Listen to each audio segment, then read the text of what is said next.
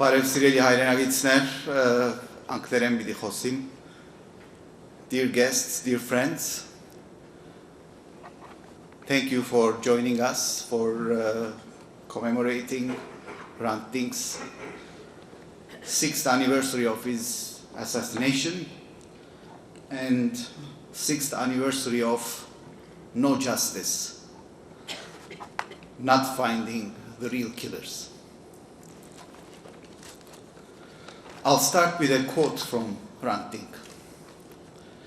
Armenians and Turks are two sick people when it comes to relations. Armenians suffer from trauma of 1915. Understandably, they're stuck there forever.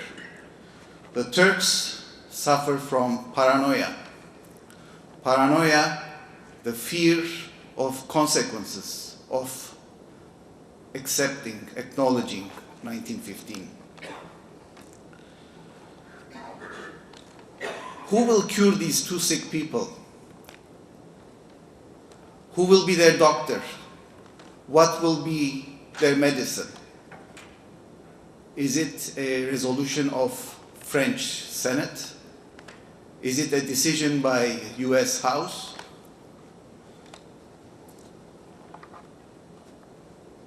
The only cure is, only prescription is dialogue. And the only doctor will be, for Armenians, it will be the Turks, and for the Turks, will be the Armenians. And then, taking his huge, enormous hands, he would say, no, no, no, there's no other cure. Just dialogue. But who do you do the dialogue with, and what is dialogue? If it's talking about shared common values, shared music, shared culture, shared food, dolma, kebab, that's not dialogue, that's easy and useless. And if it's dialogue without hearing the other, without listening to the other, really listening, then you might as well have two people on two faraway mountaintops shouting at each other, and it's useless again. Dialogue without knowing the facts is also useless. Until maybe 20 years ago, 15 years ago, majority of Turks didn't know. That's where scholars, gutsy scholars like Taner Akcam come in, and they start educating the Turks about the facts. This is not Turkish version versus Armenian version, state version against some other people's version. It's real facts.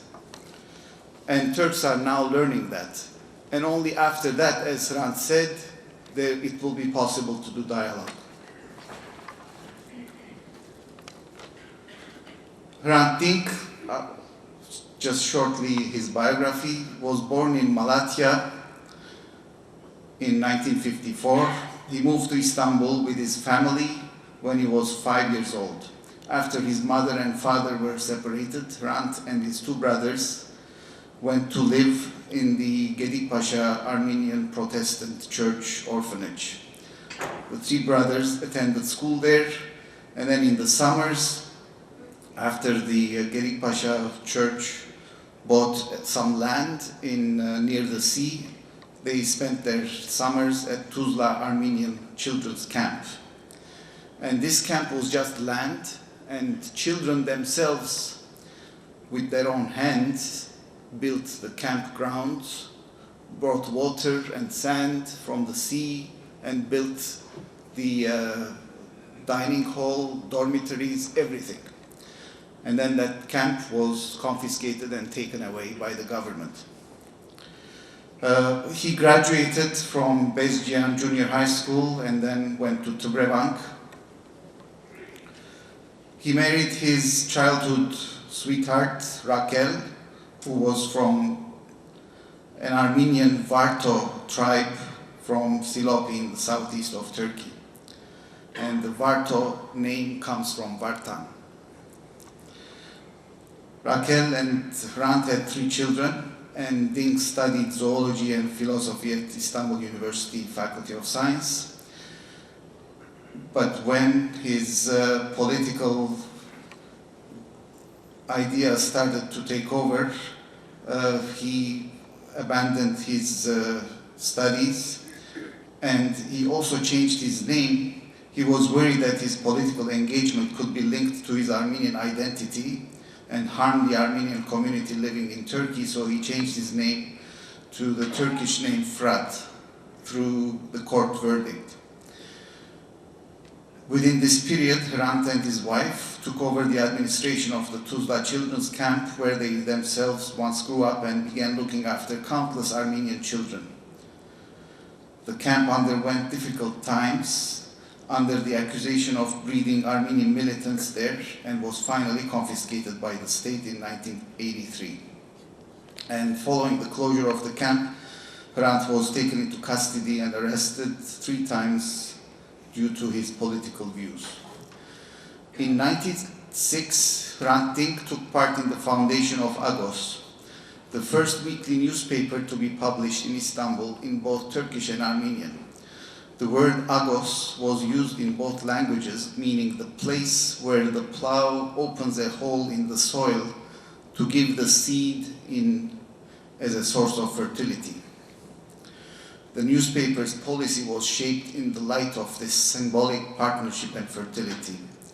The main purpose of the paper was to create a solidarity with the section of Turkish Armenian community unable to speak their mother tongue, and to give voice to the problems of Turkish Armenians at the state level and gain the support of the wider public, and to share the Armenian culture and history with Turkish society. Just to put it into context, until Hrant, Istanbul Armenian community was a closed society, isolated society. They had only the objective of not to inflame the Turks, just to mind their own business, to stay out of trouble, and not to talk about the past, just hush-hush everything within the community. With Hrant and Agos, everything changed. It was a turning point in Armenians' life in Istanbul that Agos started not only addressing Armenian issues within Istanbul, but within Anatolia as well, starting to tell Turks about Armenians and also about Armenia, about diaspora.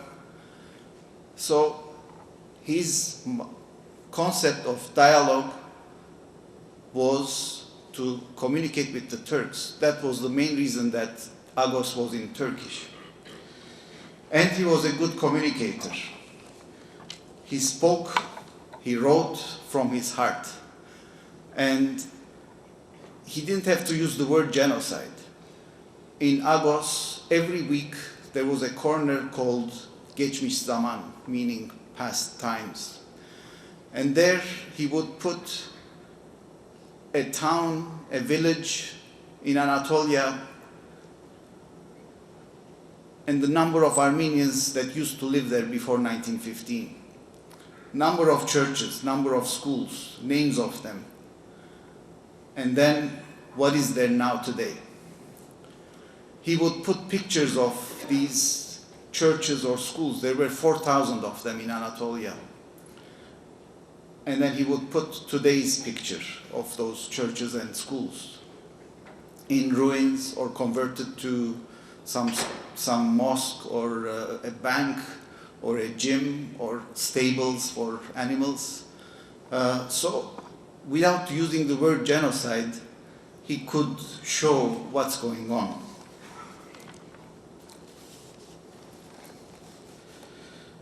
As he studied zoology, he used to do the comparison that any organism, any living organism, if you remove it from its environment, natural environment, it's unlikely that that organism will survive if you move it somewhere else. And then he would compare that to the Armenians. If you take a whole Armenian people from the land where they continuously lived for more than 3,000 years, and if you transport them, not the way it was done, but even if you transport them very carefully in golden airplanes, still those people are doomed and will not survive, and that's the end of the people, because you are cutting the roots of those people when you're removing them from their own land. As I said, he knew how to communicate, and even when people didn't agree with him, he knew how to convey the message. Many people in conferences or in panel discussions, they would be armed with arguments, ready to pounce on him, lynch him, even in very nationalistic areas. When he went to universities there, for example, in Trabzon, he went there, people were ready to swear at him, insult him, and after his talk, there was a standing ovation.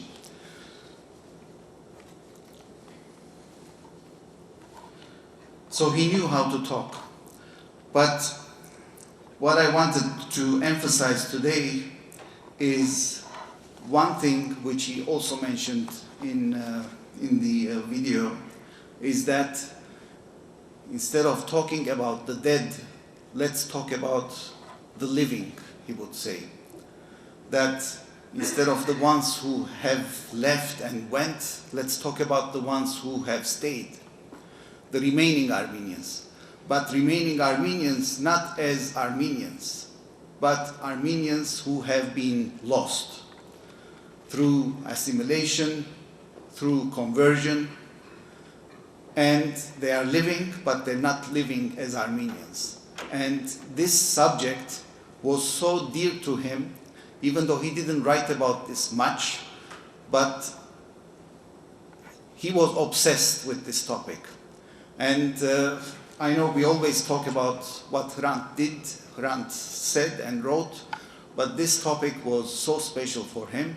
He had a lot of material collected, and any new story that he heard, if there was an Armenian that was lost but was now found, a hidden Armenian coming out, it would make his day all the time. You know his lawyer Fethiye Çetin's book called Grandmother. This is only one example, that there are so many Armenians who have been living as Kurds, as Alevis, as Turks, but they are aware that they are Armenian. Half Armenian, quarter Armenian, 1/8 Armenian, 1/16 Armenian, but they know that they are Armenian. And he would pray to God that would there be a trigger when these Armenians could come out. He didn't live to see this trigger, this miracle. And this miracle happened with Diyarbakır Surp Giragos Church. This was something that he had predicted, that if there is some trigger, that these Armenians would come back. And as we know, with this church, many Kurds, Alevis, Turks have started showing the determination, courage to turn back to their roots. And some of them, they don't change their name. Some of them change their name, some of them convert back to Christianity, Some of them stay Muslims, but Armenian. This is a new phenomenon, Armenian Muslims. Some of them, they stay Christian, but they hide still their Armenianness. But all of these people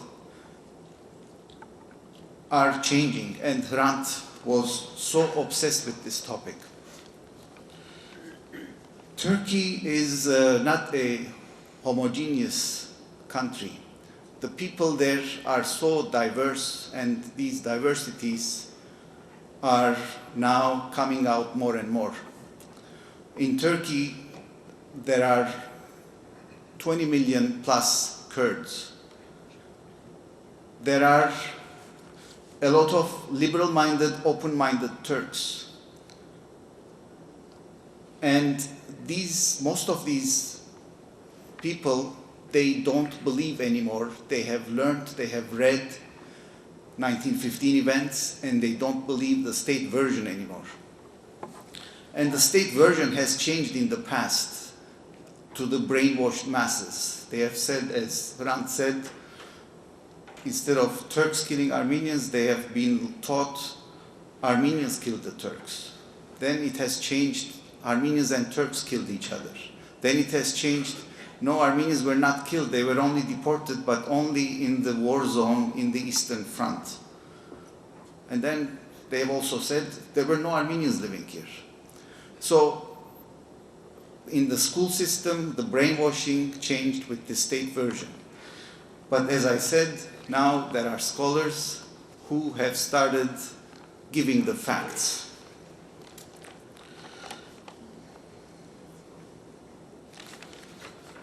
Now, if you were here on Friday and Saturday, Professor Akcam was asked the question, what should diaspora do?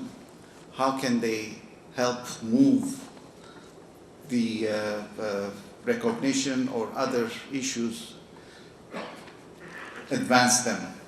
And he said that Armenians, instead of getting a third country to convince a third country to go and convince Turks to change their position, that Armenians should ask the Turks directly, get into dialogue with them directly, which is exactly what Hrant was saying.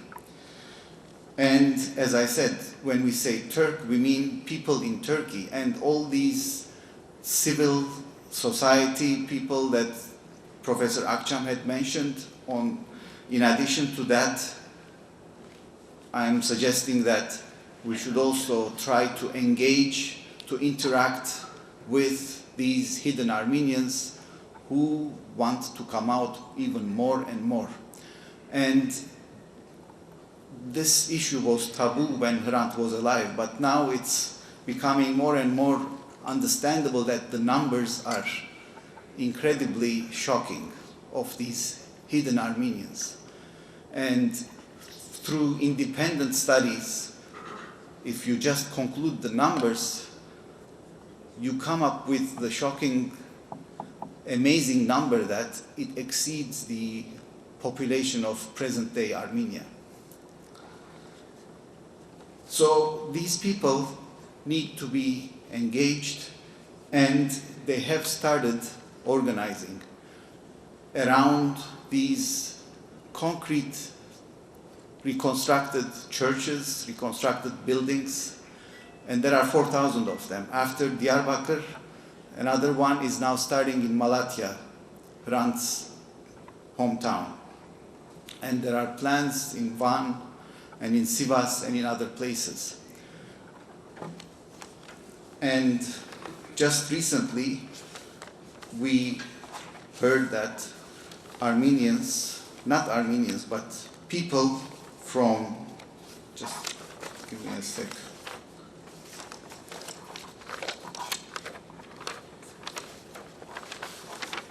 In Istanbul, there was a meeting of people with Turkish names, Kurdish names, from Adıyaman, Amasya, Arapkir, Bingöl, Dersim, Diyarbakır, Harput, Hemşin, Kastamonu, Kayseri, Malatya, Musada, Muş, Sasun, Sinop, Sivas, Tokat, Van, and Yozgat. They all came together and talked in Turkish or in Kurdish, and they listened to Armenian music. All these people, it was expected that such a meeting would result in maybe a few hundred or so. More than 1,000 people showed up. And these people are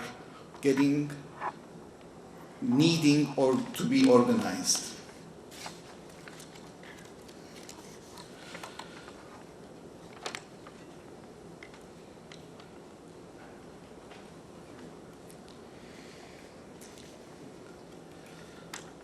Hrant was a turning point for the Armenians, as I said, when he was living. Unfortunately, as was shown in the video as well, the articles that he wrote caused trouble to him, and the final breaking point was when he wrote an article about another hidden Armenian, let's say, that Sabiha Gökçen, who was recognized as a war hero, the first female pilot of Turkey, Atatürk's adopted daughter, is an Armenian. And he proved this through documents, through this Sabiha Gökçen's living relatives in Lebanon, that she was an orphan from Bursa, orphaned in 1915. And her name was Hatun Sebilcihan, which had become Sabiha Gökçen. So this article was such a shocking revelation that he was called into the Istanbul governor's office with two other people sitting beside the deputy governor, whose identities are still not known, but they are known to be from the secret intelligence. He was warned, he was threatened, and then the next day also the army people said that this is insulting Turkishness, and after that basically the target was being painted in Turkish media, in universities, and anything that he wrote, as again was shown in the video, something that even a high school student can understand, that the meaning is not what he's saying, that it was deemed to be insult to Turkishness. So when he died, there was this pent-up demand for justice. There was this frustration with what's going on. And his death started this huge snowball of protesting. And it's not only for an Armenian journalist or a typical journalist, but it is now still gaining momentum after 6 years. And everybody in Turkey has embraced Hrant as a martyr. His vision is being continued by the Hrant Dink Foundation, and they have been advocating dialogue again between Turks and Armenians. They have started programs exchanging journalists from Armenia and Turkey. They have published books showing Armenian history, architecture, arts, culture, and also conferences about history of certain regions like Diyarbakir, Mardin, oral history projects. And their latest book is a 600-page document which shows how the properties belonging to Armenian church, school, and hospital foundations in Istanbul were confiscated by Turkish government, and how the Armenians are now getting them one by one back through legal channels, both in Turkey and in Europe. This book is for sale at the back after the lectures. Now it gives me great pleasure to introduce Taner Akcam to you. Historian and sociologist Taner Akcam is the first Turkish intellectual to acknowledge and openly discuss the Armenian genocide. He holds the only endowed chair dedicated to research and teaching on this subject. As the director of Armenian Genocide Studies at the Strasler Center for Holocaust and Genocide Studies at Clark University, he is committed to research, teaching, and training future scholars. An outspoken advocate of democracy and free expression since his student days at Middle East Technical University in Ankara, he is an internationally recognized human rights activist. He was born in 1953 in Ardahan, Turkey, near the Georgian border. In the mid-1970s, Akcam was active with pro-democracy student groups in the wake of Turkey's 1971 coup d'etat. As editor-in-chief of student journal Revolutionary Youth, he received a prison sentence of 8 years, 9 months, and 20 days. During his trial, Amnesty International adopted him as a prisoner of conscience. After a year imprisonment, he escaped Ankara Central Prison and received political asylum in Germany. In 1991, as part of its effort to join the European Union, the Turkish government repealed the laws restricting freedom of expression that were the basis for his prosecution. With his record cleared and the statute of limitations on his prison escape expired, he returned to Turkey but found it impossible to work there on the history of mass violence. Akcam received his PhD in 1996 from the University of Hanover with a dissertation titled Turkish Nationalism and the Armenian Genocide on the background of the military tribunals in Istanbul, 1919 and 1922. And Professor Vahakn Dadrian was his mentor. He moved to US in 2000 and served as visiting scholar at the University of Michigan for a year and as a visiting associate professor of history at the University of Minnesota from 2002 to 2008. In response to criticism about his 2008 appointment at Clark University, Strasler Center director Professor Deborah Dwork responded that ethnic or religious identity is not crucial to any appointment and that Clark hires only the best scholar in the pool. In January 2007, the Turkish government launched an investigation into an October 6, 2006 newspaper column in the Turkish Armenian journal Agos. Akcam criticized the prosecution of Hrant Dink for using the term genocide in reference to the Armenian genocide. The use of the term was construed by the prosecutor as the criminal offense of insulting Turkishness under Article 301 of Turkey's Penal Code. Akcam declared himself an accessory to the charge against Hrant Dink for using the term genocide. He basically told the court that if you're gonna charge Hrant Dink, you should also charge me, since I'm saying genocide as well. But the Istanbul court declined to pursue the charges.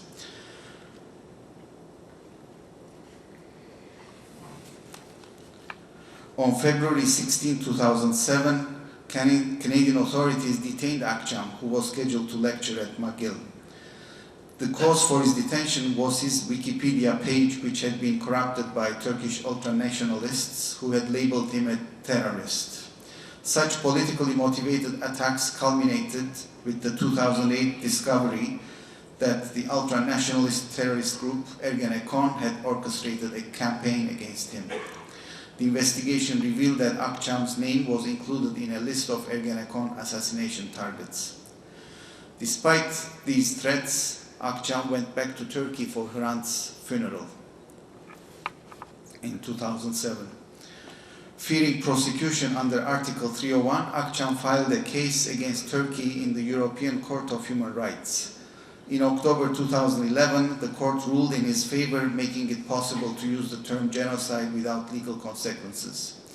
Although Turkey had not brought charges against him, Akcam was the subject of numerous legal actions and the target of death threats and intimidation from Turkish ultranationalists.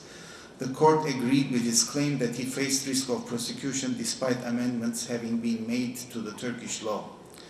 The ruling in the case of Taner Akcam versus Turkey is a major human rights victory and a significant contribution to freedom of speech.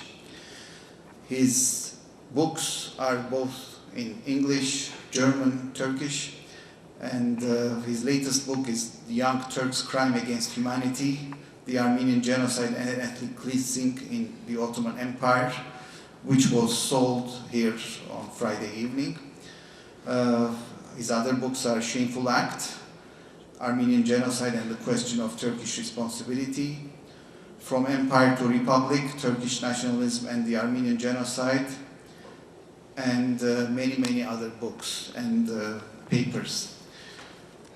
It's tough to be a scholar on Armenian genocide studies. It's even tougher to be a non-Armenian scholar in Armenian genocide studies.